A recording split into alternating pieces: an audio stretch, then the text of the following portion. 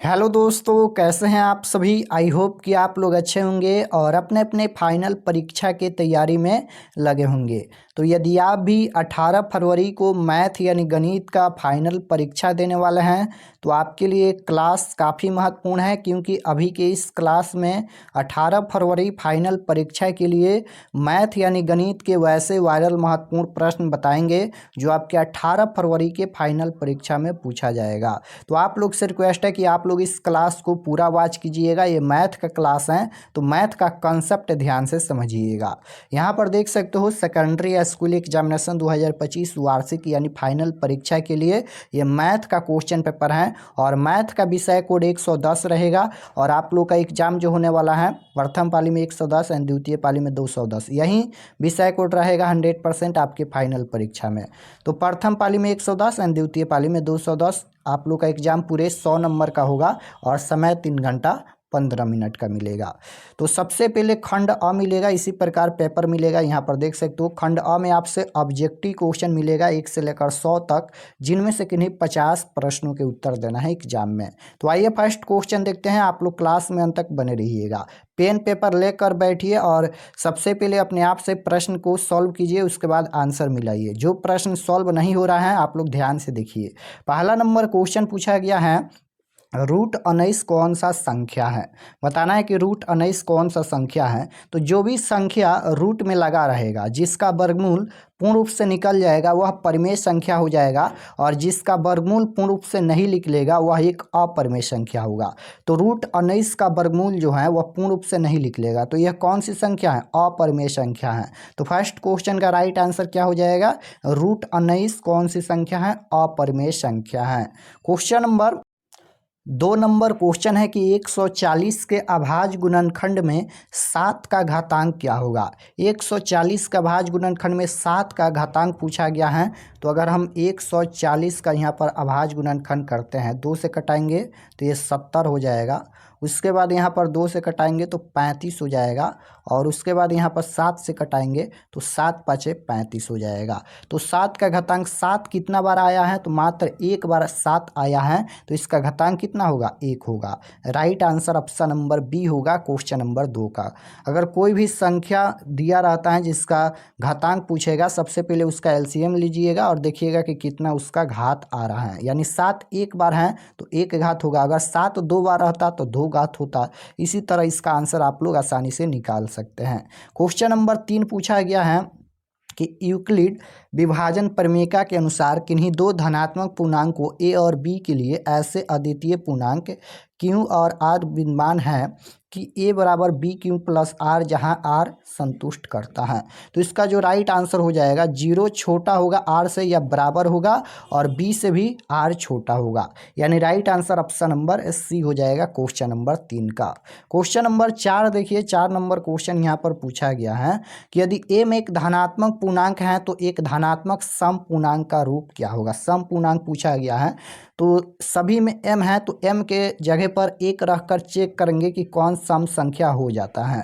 तो option number B को check कर लेते हैं, शायद यही इसका आंसर होगा। अगर 2 और गुना m के जगह पर 1 रखेंगे, प्लस में 2 है, 2 एकम 2 हो जाएगा, प्लस में 2 यानी 4। 4 कौन सी संख्या है, सम संख्या है, तो यही इसका राइट आंसर हो जाएगा। 2m प्लस 2 यहाँ पर कौन सा पूर्णांक है, तो सम पूर्णांक का रूप है। Right answer B. Question number 5 पूछा गया है कि प्रत्येक परिमेय संख्या होती है, प्रत्येक परिमेय संख्या एक वास्तविक संख्या होती है। यानी right answer option number D हो जाएगा। क्वेश्चन नंबर 5 का राइट आंसर डी होगा, प्रत्येक अपरिमेय संख्या एक वास्तविक संख्या होती है। क्वेश्चन नंबर 6 देखिए, पूछा गया है यहाँ पर कि निम्नलिखित में किसका दशमलव प्रसार शांत है। तो शांत किसका होगा, सबसे पहले हर का गुणनखंड करेंगे, 2 और 5 आता है तो शांत होगा, केवल 2 2 आता है तभी शांत होगा, केवल 5 5 आता है तभी शांत होगा। लेकिन 2 और 5 के अलावा कोई और संख्या आता है तो अशांत होता है। तो देखिए यहाँ पर 19/80 इसका आंसर हो जाएगा। 80 का यहाँ पर अभाज्य गुणनखंड करिए, 2 से कटाएंगे 40 हो जाएगा, 2 से कटाएंगे तो 20 हो जाएगा, 2 से कटाएंगे 10 हो जाएगा, 2 से कटाएंगे तो 5 हो जाएगा। यहाँ पर देख सकते हो 2 और 5 आया है तो ये शांत हो जाएगा। यानी right answer option number B हो जाएगा। 19/80 का दशमलव प्रसार क्या होगा, शांत होगा। ऑप्शन नंबर बी बिल्कुल राइट आंसर।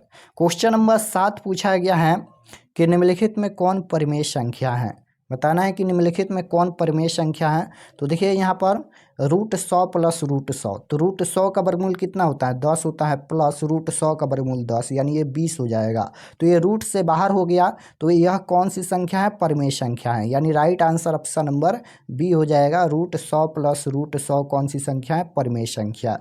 √16 का वर्गमूल यहाँ पर देखिए लिख लेगा 4, लेकिन √7 का वर्गमूल नहीं लिख लेगा। तो आप जानते हैं कि एक परिमेय संख्या और एक अपरिमेय संख्या का गुणनफल या भागफल या योगफल हमेशा अपरिमेय संख्या होता है। तो राइट आंसर क्या हो जाएगा, ऑप्शन नंबर बी हो जाएगा। √100 प्लस √100 यहाँ पर ये परिमेय संख्या है। क्वेश्चन नंबर 8 पूछा गया है, यदि 42 बराबर यहाँ पर 35 गुना 1, यानी 42 का यहाँ पर ये गुणनखंड है, 35 का भी दिया गया है, तो 42 और 35 का मौसा क्या होगा। मौसा पूछा गया है, यानी HCF पूछा गया है। तो मौसा कौन होता है, जो कॉमन होता है दोनों में वही मौसा होता है। तो इसमें देखिए 7 कॉमन है, इसमें भी 7 कॉमन है, तो इसका मौसा कितना हो जाएगा, 7 हो जाएगा। और कोई कॉमन नहीं है, इसमें 1 है, इसमें 1 नहीं है, तो इसका राइट आंसर 7 हो जाएगा। मौसा 7 होगा, जो कॉमन होता है वही मौसा होता है। क्वेश्चन नंबर 9 पूछा गया है।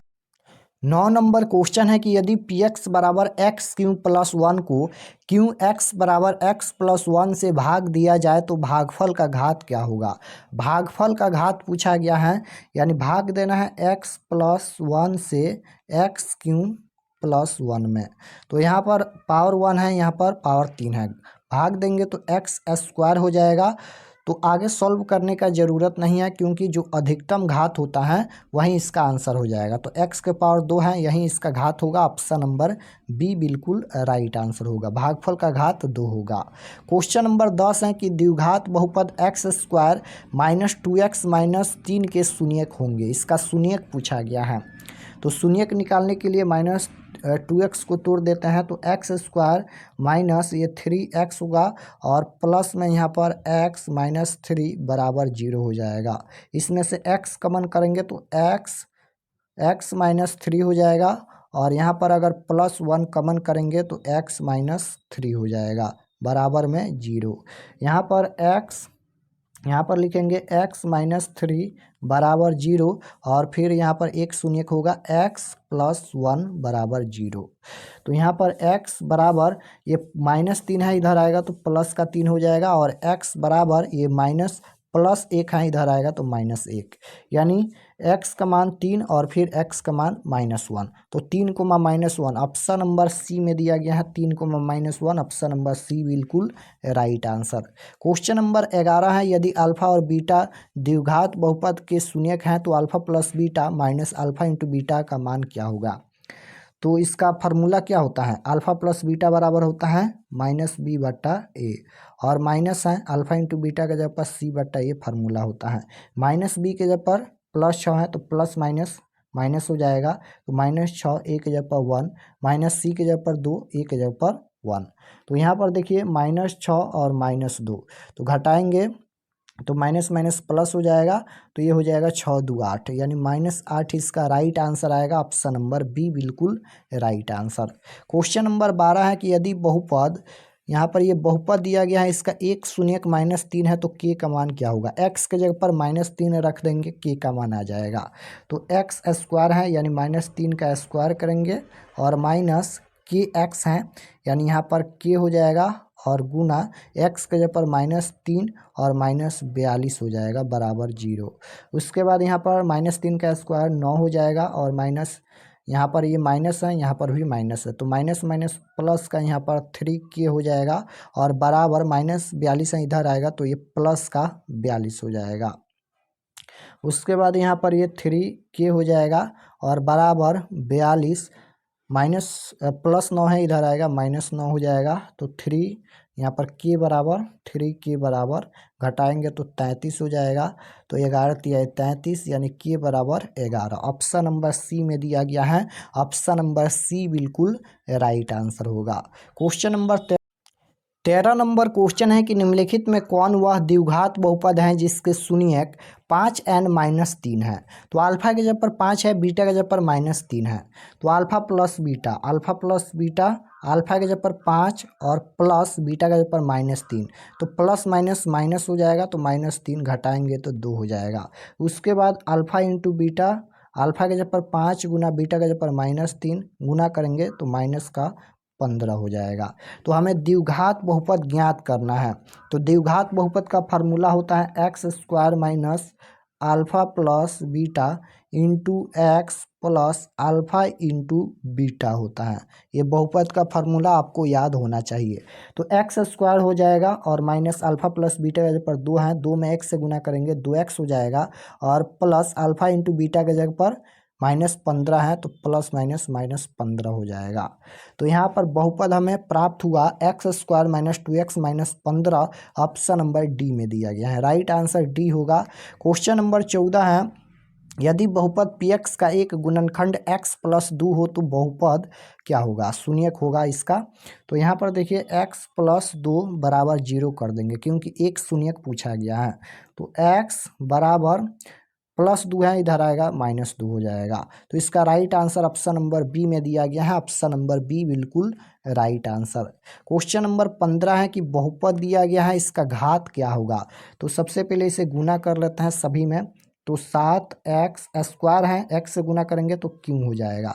तो 7x³ प्लस 2x² होगा, प्लस में यहाँ पर 4x और प्लस में 8 है। इसका घात पूछा गया है। तो अधिकतम घात कितना है, 3 है। तो यहीं इसका घात होगा, ऑप्शन नंबर सी में दिया गया है। ऑप्शन नंबर सी बिल्कुल राइट आंसर। क्वेश्चन नंबर 16 है कि घात 1 वाले बहुपद को कहते हैं। तो एक घात वाले बहुपद को रैखिक बहुपद कहते हैं। ऑप्शन नंबर बी बिल्कुल राइट आंसर होगा। क्वेश्चन नंबर 17 है, यदि x प्लस वाई बराबर 14 और x माइनस वाई बराबर 4 हो तो x और y का वैल्यू क्या होगा। तो इसको विलोपन विधि या प्रतिस्थापन विधि से बनाएंगे। तो चलिए हम बनाते हैं। x प्लस वाई बराबर 14 है और दूसरा समीकरण है x माइनस वाई बराबर 4। इसको जोड़ लेते हैं तो यहाँ पर ये 2x हो जाएगा बराबर, ये हो जाएगा 18। तो x बराबर कितना हो जाएगा, 9 दूना 18। x का मान 9 आएगा। y का मान निकालने के लिए x का मान समीकरण 1 या समीकरण 2 में रखेंगे। तो 1 में ही रख देते हैं। x के जगह पर 9 हो जाएगा प्लस y बराबर में 14 है। तो यहाँ पर y बराबर 14 प्लस का 9 है, इधर आएगा माइनस का 9। तो y बराबर 14 में से 9 घटाएंगे 5 हो जाएगा। तो x का मान 9, y का मान 5। ऑप्शन नंबर कहाँ पर दिया गया है, ए में दिया गया है। x का मान 9, y का मान 5। ऑप्शन नंबर ए बिल्कुल राइट आंसर होगा। क्वेश्चन नंबर 18 है, दो रैखिक समीकरणों के लेखा चित्र यदि प्रतिच्छेदी रेखाएं हो तो हलों की संख्या। तो यानी a1/a2 बराबर नहीं होता है b1/b2, तब क्या होता है, प्रतिच्छेदी होता है। और इसका हल कितना होता है, तो इसका मात्र एक हल होता है। Right answer option number B होगा। क्वेश्चन नंबर 19 है, रैखिक समीकरण, दो समीकरण दिया गया है, कितने हल होंगे। तो a1 के जगह पर 1, a2 के जगह पर 3 बराबर b1 के जगह पर -3, b2 के जगह पर -9, c1 के जगह पर -3, c2 के जगह पर -2। यहाँ पर देखिए 1/3 हो जाएगा और बराबर 3 तिहाई 9, यानी यहाँ पर माइनस माइनस भी कैंसिल हो जाएगा। तो 1/3 हो जाएगा, यहाँ पर 1/3 और बराबर ये, तो यहाँ पर देखिए ये माइनस माइनस तो कैंसिल हो जाएगा, लेकिन यहाँ पर ये 3/2 हो जाएगा। तो यहाँ पर ये बराबर नहीं है, यानी a1/a2 बराबर है b1/b2, लेकिन बराबर नहीं है c1/c2। तो इसका कितना हल होगा, तो इसका कोई हल नहीं होगा, यानी right answer option number B होगा। इसका कोई हल नहीं होगा। क्वेश्चन नंबर 20 पूछा गया है, यदि a1/a2 बराबर b1/b2 बराबर c1/c2 तो समीकरण का आलेख कैसा होगा। तो इसका आलेख समपाती होगा, यानी जब तीनों बराबर होगा तो समपाती सरल रेखा है। और इसका हल कितना होता है, तो अनगिनत हल होता है। जब समपाती होता है तो अनगिनत हल होता है। राइट आंसर बी हो जाएगा। क्वेश्चन नंबर 21 है कि 3x बराबर 12 का आलेख कैसा होगा। यानी यहाँ पर x लिखेंगे x बराबर 12/3 हो जाएगा। तो यहाँ पर 3 चौका 12 यानी 4, x का मान 4 है। तो अगर x का मान दिया रहेगा तो y अक्ष के समानांतर होगा, अगर y का मान दिया रहेगा तो x अक्ष के समानांतर होगा। तो x का मान दिया गया है तो y अक्ष के ये समानांतर होगा। ऑप्शन नंबर बी बिल्कुल राइट आंसर। क्वेश्चन नंबर 22 है कि निम्नलिखित में कौन द्विघात समीकरण नहीं है। यहाँ पर देखिए a प्लस बी का होल स्क्वायर करेंगे तो घात 2 आएगा, यहाँ पर भी घात 2 है, और यहाँ पर इसको भी करेंगे तो घात 2 आएगा, लेकिन इसको करेंगे तो ये कट जाएगा, यहाँ पर गुना करेंगे तो यहाँ पर और यहाँ पर ये x का पावर 2 नहीं आएगा घात, इसलिए यह नहीं है द्विघात समीकरण। Right answer option number C होगा। 23 नंबर क्वेश्चन है कि के किस मान के लिए समीकरण के मूल वास्तविक और असमान होंगे। तो मूल वास्तविक और असमान कब होता है, तो जब b² माइनस 4ac बड़ा होता है 0 से, तब यहाँ पर मूल वास्तविक और असमान होता है। तो b के जगह पर 6 है, 6 का स्क्वायर 36 हो जाएगा, -4 गुना a के जगह पर 1 और c के जगह पर k है, ये बड़ा होगा 0 से। तो 36 माइनस गुना करेंगे तो ये 4k हो जाएगा, बड़ा होगा 0 से। तो लिखेंगे 36 और यहाँ पर -4k है, इधर आएगा तो प्लस का 4k हो जाएगा। तो 9 चौका 36 यानी 9 बड़ा होगा k से, या k छोटा होगा 9 से। ऑप्शन नंबर सी में दिया गया है, k छोटा होगा 9 से या 9 बड़ा होगा k से। ऑप्शन नंबर सी बिल्कुल राइट आंसर। क्वेश्चन नंबर 24 है कि द्विघात समीकरण के मूल क्या होंगे। मूल पूछा गया है तो लिखेंगे 2x² और माइनस 5x को तोड़ेंगे तो ये हो जाएगा 2x माइनस 3x और प्लस का 3 है बराबर 0 हो जाएगा। अगर हम 2x कॉमन कर लेते हैं तो क्या बचेगा, तो x -1 बचेगा, और -3 कॉमन कर लेते हैं तो x -1 बचेगा बराबर 0। तो यहाँ पर देखिए 2x -3 बराबर 0 और यहाँ पर x -1 बराबर 0। तो यहाँ पर x बराबर -3 है, इधर आएगा तो प्लस का 3/2 हो जाएगा, और x बराबर -1 है, इधर आएगा +1। तो x का मान कितना आया, तो 3/2 और 1, तो 3/2 1 ऑप्शन नंबर ए में ही दिया गया है। पहले 1 दिया गया है, उसके बाद 3/2। ऑप्शन नंबर ए बिल्कुल राइट आंसर। क्वेश्चन नंबर 25 है कि यदि द्विघात समीकरण ax² bx प्लस c बराबर 0, a बराबर नहीं है 0 में, तो यहाँ पर देखिए b² माइनस 4ac जो है वह छोटा है 0 से, तो समीकरण के मूलों की प्रकृति क्या होगी। तो अगर छोटा है, यहाँ पर b² माइनस 4ac छोटा है 0 से, तो इसका कोई वास्तविक मूल नहीं होगा, यानी यह अवास्तविक मूल होगा। Right answer option number C होगा। यहाँ पर जब 0 से छोटा है d, यानी d का मान b² माइनस 4ac 0 से जब छोटा है तो उसका मान जो आएगा हमेशा ऋणात्मक आएगा, यानी 0 से छोटा आएगा, माइनस में आएगा। तो राइट आंसर सी होगा, उसका कोई वास्तविक मूल नहीं होगा, यानी अवास्तविक होगा। क्वेश्चन नंबर 26 है कि समीकरण द्विघात समीकरण के मूलों के जोड़ एंड मूलों का गुणनफल क्या होगा। तो मूलों का एक फल यानी अल्फा प्लस बीटा बराबर होता है -b/a, -b की जगह पर -12 है, माइनस माइनस प्लस 12/7 हो जाएगा, और अनुपात 18/7 हो जाएगा। 7 से 7 कैंसिल, 2 से कटाएंगे तो ये 6:2 से कटाएंगे 9 हो जाएगा, 6:9। फिर उसके बाद यहाँ पर 2 से दोनों नहीं कटेगा, 3 से कट जाएगा, तो 3 दूना 6 हो जाएगा यहाँ पर, और अनुपात इसके बाद यहाँ पर देखिए 3 9, यानी 2:3 आएगा। Right answer option number D में दिया गया है, ऑप्शन नंबर डी बिल्कुल राइट आंसर होगा। क्वेश्चन नंबर 27 है कि 27 नंबर क्वेश्चन है कि यदि द्विघात समीकरण x² minus 5x plus p बराबर 10 के मूलों का गुणनफल -4 हो तो p का मान क्या होगा। p का वैल्यू पूछा गया है, तो सबसे पहले इसे हम सॉल्व कर लेते हैं।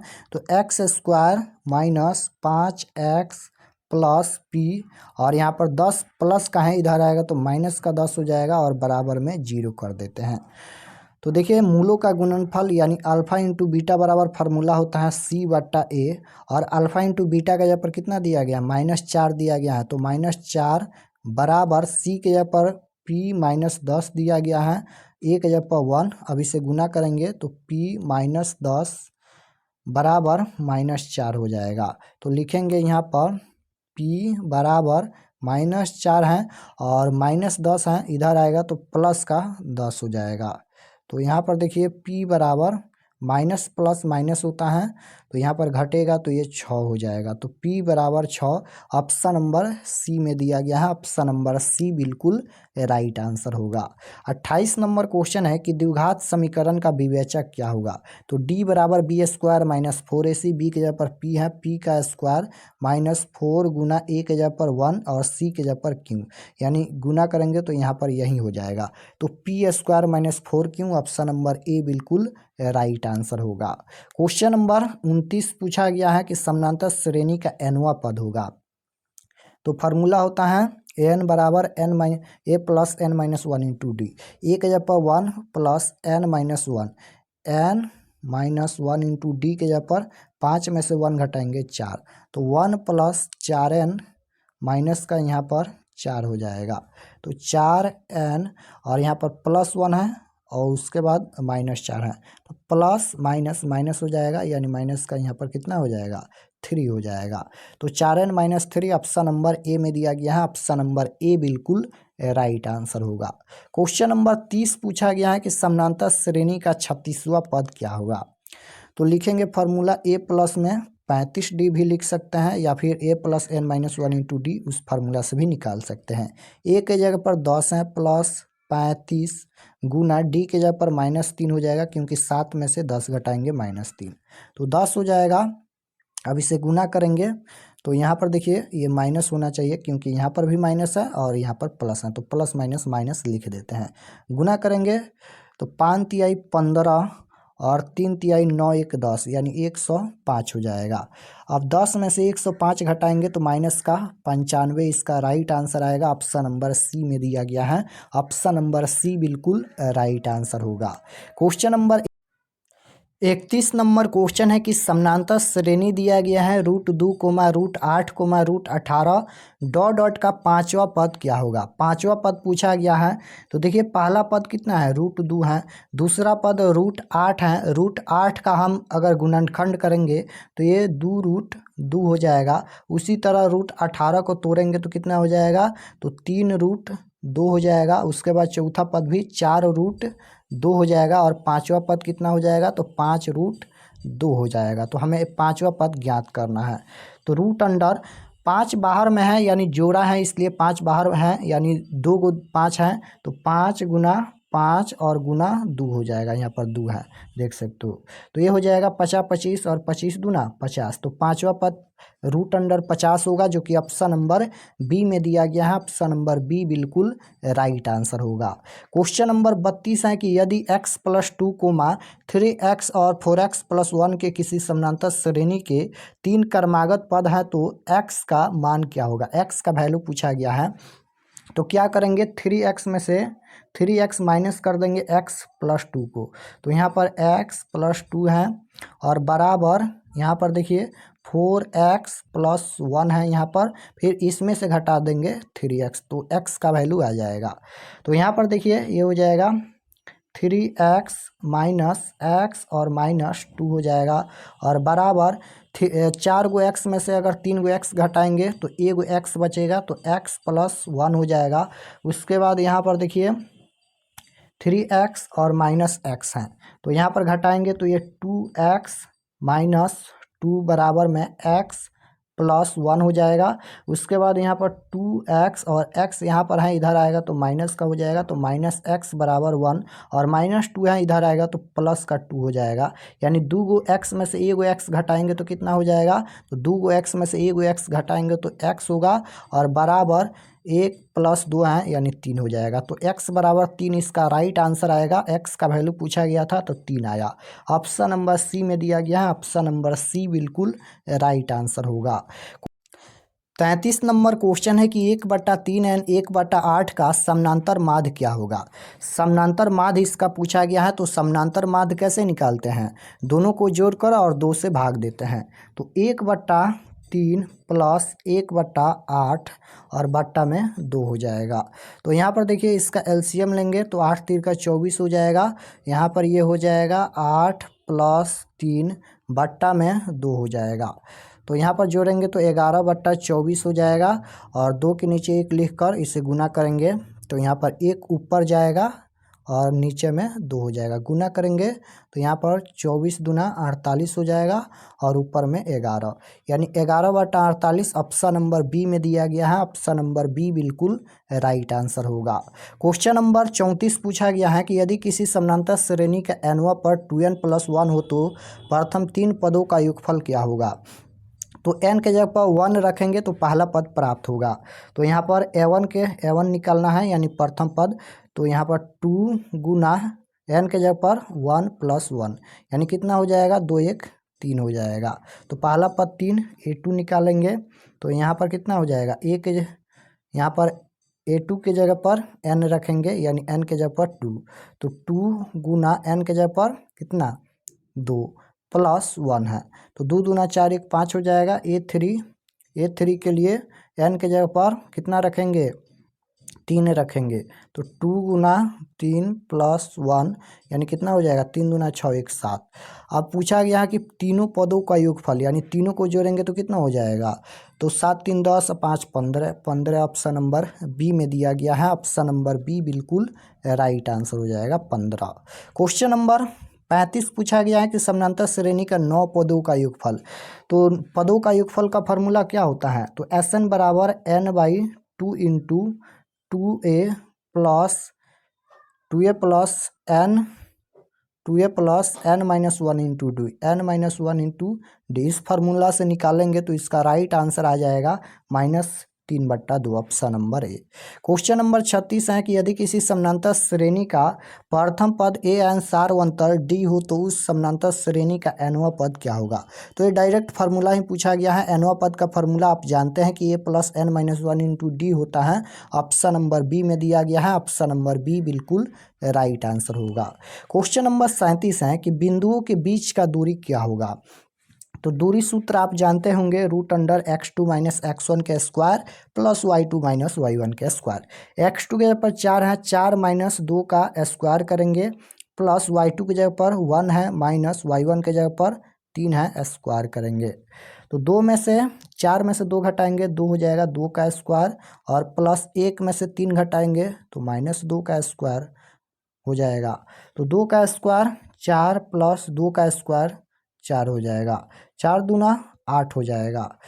तो √8 आया। अब यहाँ पर √8 नहीं दिया गया है, तो √8 का गुणनखंड करेंगे। 8 का अगर हम गुणनखंड करेंगे तो 2 से कटाएंगे 4, 2 से कटाएंगे 2, यानी यहाँ पर 2 को 2 हाँ, तो 1 2 बाहर हो जाएगा और रूट में 2 हो जाएगा, यानी 2√2 आएगा। ऑप्शन नंबर बी में दिया गया है। ऑप्शन नंबर बी बिल्कुल राइट आंसर होगा। क्वेश्चन नंबर 38 है, रेखा x बराबर 10 का आलेख निम्न में से किस बिंदु से होकर गुजरेगी। तो यहाँ पर देखिए x का मान 10 दिया गया है, तो y का मान क्या होना चाहिए, 0 होना चाहिए। तो x का मान 10 है, y का मान यहाँ पर किसी में 0 नहीं है, इसलिए इसका राइट आंसर क्या हो जाएगा, इनमें से कोई नहीं हो जाएगा। इसका जो आंसर होना चाहिए, x का मान कितना है, तो 10 है, यहाँ पर लिखते हैं 10 है, और y का मान 0 होना चाहिए, यानी इसका आंसर होना चाहिए 10,0, जो कि नहीं दिया गया है। ऑप्शन नंबर डी बिल्कुल राइट आंसर होगा, इनमें से कोई नहीं। क्वेश्चन नंबर 39 है कि बिंदु P से y अक्ष पर डाले गए लंब की लंबाई यदि 6 हो तो बिंदु P का x निर्देशांक क्या होगा। यहाँ पर x निर्देशांक पूछा गया है। तो मान लेते हैं ये y अक्ष है, तो यहाँ पर y अक्ष पर डाले गए लंब, इस तरह से लंब डाला गया है, लंबाई कितना है, 6 है। तो बिंदु P का x निर्देशांक पूछा गया है, तो x निर्देशांक भी कितना हो जाएगा, 6 होगा। Right answer option number A होगा। क्वेश्चन नंबर 40 पूछा गया है कि बिंदुओं 3,4 और 5,6 को मिलाने वाले रेखाखंड के मध्य बिंदु का नियामक क्या होगा। मध्य बिंदु का नियामक का फॉर्मूला होता है x1 + x2/2, y1 + y2/2 होता है। x1 के जगह पर 3 है, प्लस x2 के जगह पर 5 है, 2 हो जाएगा, y1 के जगह पर 6 प्लस y2 के जगह पर 4/2 हो जाएगा। 5 3 8/2 यानी 4 हो जाएगा। उसके बाद यहाँ पर 6 4 10, 10/2 यानी 5 हो जाएगा। तो कितना आएगा आंसर, 4,5। 4,5 ऑप्शन नंबर सी में दिया गया है। ऑप्शन नंबर सी बिल्कुल राइट आंसर होगा। क्वेश्चन नंबर 41 है, एक्स अक्ष का समीकरण। तो एक्स अक्ष का समीकरण y का मान 0 होता है, राइट आंसर बी हो जाएगा। एक्स अक्ष का समीकरण y बराबर 0 और y अक्ष का समीकरण x बराबर 0, दोनों आपको याद होना चाहिए। 42 नंबर क्वेश्चन है कि किसी त्रिभुज के शीर्ष बिंदुओं के निर्देशांक दिया गया है, तो केंद्रक का निर्देशांक क्या होगा। केंद्रक के नियामक या निर्देशांक का फॉर्मूला होता है x1 plus x2 plus x3/3 comma y1 plus y2 plus y3/3। x1 के जगह पर 4 है, प्लस x2 के जगह पर 0 है, प्लस x3 के जगह पर 5 है, बट्टा में 3 हो जाएगा, कोमा y1 के जगह पर 6 है, प्लस y2 के जगह पर 4 है, प्लस y3 के जगह पर 5 है, बट्टा में 3 हो जाएगा। तो 5 4 9 बट्टा में 3 हो जाएगा, और कोमा 6 4 10, 10 5 15 बट्टा में 3 हो जाएगा। तो 3 तिहाई 9, 3 कोमा 3 5 15, 3 कोमा 5 इसका राइट आंसर आएगा, जो कि ऑप्शन नंबर डी में दिया गया है 3 कोमा 5। क्वेश्चन नंबर 43 है, किसी त्रिभुज के शीर्ष बिंदु के निर्देशांक दिया गया है, तो उसकी परिमिति क्या होगी। परिमिति पूछा गया है, तो सबसे पहले यहाँ पर देखिए एक त्रिभुज हो जाएगा, यहाँ पर ए बी और सी। ए का मान इतना है, बी का मान इतना है, सी का मान इतना है। तो सबसे पहले ए बी का दूरी निकालिएगा, उसके बाद बी सी का दूरी निकालिएगा, फिर ए सी का दूरी निकालिएगा, तीनों को जोड़ेंगे तो 12 इसका आंसर आ जाएगा। क्वेश्चन नंबर 44 पूछा गया है कि बिंदुओं दिया गया है जिसको जोड़ने वाले रेखाखंड का मध्य बिंदु किस चतुर्थांश में स्थित है। सबसे पहले इसका मध्य बिंदु निकाल लेते हैं। तो x1 प्लस x2 यानी 2, और प्लस x2 के जगह पर -6 है, तो माइनस प्लस माइनस लिख देते हैं, तो माइनस का 6 हो जाएगा, बट्टा में 2, कोमा y1 के जगह पर 7 और प्लस y2 के जगह पर कितना है 3 है, बट्टा में 2 हो जाएगा। 2 में से अगर हम 6 घटाएंगे तो -4 हो जाएगा, -4 बट्टा 2, कोमा इसे भी घटाएंगे तो 4 बट्टा में 2 हो जाएगा। 2 दूना 4 माइनस का 2 हो जाएगा, और कोमा 2 दूना 4 प्लस का 2, माइनस कोमा प्लस है, तो माइनस कोमा प्लस किस चतुर्थांश में स्थित होता है, द्वितीय में होता है। माइनस प्लस द्वितीय चतुर्थांश में होता है। यहाँ पर आप जानते होंगे प्रथम में प्लस कोमा प्लस, द्वितीय में क्या होता है माइनस कोमा प्लस, तृतीय में माइनस कोमा माइनस, चतुर्थ में प्लस कोमा माइनस। तो माइनस कोमा प्लस है, इसलिए द्वितीय चतुर्थांश में होगा, ऑप्शन नंबर बी बिल्कुल राइट आंसर। 45 नंबर क्वेश्चन है कि बिंदु 3,4 एक्स अक्ष से दूरी क्या होगा। यहाँ पर ये होता है एक्स अक्ष के नियामक, ये होता है वाई अक्ष के नियामक। तो एक्स अक्ष से दूरी पूछा जाएगा तो वाई नियामक का वैल्यू हो जाएगा, वाई का मान 4 है, इसलिए इसका राइट आंसर बी होगा। क्वेश्चन नंबर 46 है, वाई अक्ष पर किसी बिंदु एक्स का नियामक क्या होता है, 0 होता है। वाई अक्ष पर किसी बिंदु एक्स का नियामक 0 होता है। क्वेश्चन नंबर 47 है कि यदि ए में दिया गया है, बी में दिया गया है और सी में दिया गया है, त्रिभुज एबीसी के शीर्ष हैं, तो त्रिभुज का क्षेत्रफल एबीसी का क्षेत्रफल पूछा गया है। तो इसका जो क्षेत्रफल निकालेंगे 2 आ जाएगा, option number C. Question number 48 देखिए पूछा गया है कि यदि थीटा बराबर 30 डिग्री हो तो 4 cos 2 थीटा बराबर क्या होगा। यानी सबसे पहले इसे सॉल्व करेंगे तो 4 कितना है cos 2 गुना, यानी थीटा के जगह पर 30 डिग्री रखेंगे तो यहाँ पर 30 दूना 60, तो 60 लिख देते हैं 60 डिग्री। तो 4 गुना cos 60 डिग्री का मान कितना होता है, तो 1/2 होता है। तो यहाँ पर कितना हो जाएगा 2 दूना 4, यानी 2 में 1 से गुना करेंगे 2 हो जाएगा, ऑप्शन नंबर ए बिल्कुल राइट आंसर होगा। क्वेश्चन नंबर 49 है कि यदि थीटा बराबर 60 डिग्री तो sine theta plus cos theta का वैल्यू क्या होगा। तो साइन थीटा यानी साइन 60 डिग्री का वैल्यू कितना हो जाएगा, तो साइन 60 डिग्री का मान √3/2 होता है, और प्लस कॉस 60 डिग्री का मान कितना होता है 1/2 होता है। 2 का एलसीएम लेंगे तो 2 हो जाएगा, और √3 + 1 हो जाएगा। तो इसका जो आंसर हो जाएगा ऑप्शन नंबर डी में दिया गया है √3 + 1/2, ऑप्शन नंबर डी बिल्कुल राइट आंसर होगा। 50 नंबर क्वेश्चन है कि tan 90 डिग्री माइनस थीटा गुना tan थीटा बराबर क्या होगा। तो tan 90 डिग्री माइनस थीटा बराबर क्या होता है, cot थीटा होता है, और उसके बाद यहाँ पर गुना दिया गया है tan थीटा, तो tan थीटा हो जाएगा। तो इसका जो फार्मूला ही होता है 1 होता है इसका आंसर। या फिर आप जानते होंगे कि cot थीटा को 1/, में हम tan थीटा भी लिख सकते हैं, tan थीटा। तो tan थीटा से tan थीटा कैंसिल, 1 इसका आंसर बचेगा, ऑप्शन नंबर ए। या डायरेक्ट ये फार्मूला ही होता है cot theta into tan theta बराबर 1, आपको फार्मूला याद होना चाहिए। 51 नंबर क्वेश्चन है कि यदि tan थीटा बराबर √3 तो sec थीटा का वैल्यू क्या होगा। तो tan कितना डिग्री का मान √3 होता है, तो tan 60 डिग्री का जो मान होता है वह √3 होता है। तो थीटा के जगह पर 60 डिग्री रख देंगे तो सेक 60 डिग्री का मान कितना होता है, तो सेक 60 डिग्री का मान 2 होता है। Right answer option number A होगा। तो आज के क्लास में हम लोग टोटल 51 क्वेश्चन देखे हैं मैथ का। आप लोग जरूर बताना कि आप लोग का कितना प्रश्न सही हुआ 51 क्वेश्चन में से। और आप लोग से रिक्वेस्ट है कि आप लोग बार बार इसे प्रैक्टिस कीजिएगा, क्योंकि काफ़ी महत्वपूर्ण है। और चैनल पर नए होंगे तो चैनल को ज़रूर सब्सक्राइब कर लीजिएगा।